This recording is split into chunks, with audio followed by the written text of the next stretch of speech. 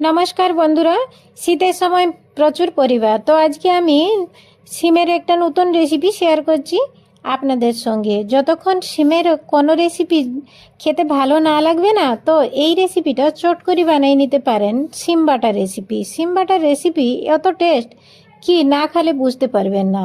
তো প্রথম সিমগুলো ভালো করে ধুলে নিই।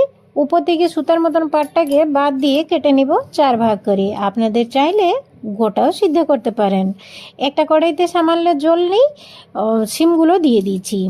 জল সিম ফুটতে শুরু করছে, সেই সময়ে ঢাকাটা খুলে নিয়ে কয়েকটা রসুন, কাঁচা লঙ্কা, ধনিয়া পাতা এবং কালো জিরে আর একটু ঢাকে নিয়ে সিদ্ধ করে খুলে নিয়েছি। এবারে ঠান্ডা করে শিলে বেটে নিয়েছি। মিহি করে বেটে নিয়ে নেব, না হলে মুখে লাগবে।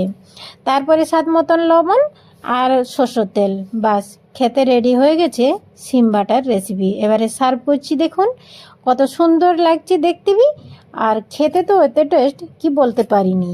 ভিডিও পছন্দ আসলে লাইক করবেন। এবারে অনুরোধের সময় সাবস্ক্রাইব করতে ভুলবেন না। তো সিম বাটার রেসিপিটা ভালো লাগবে, খেয়ে দেখুন।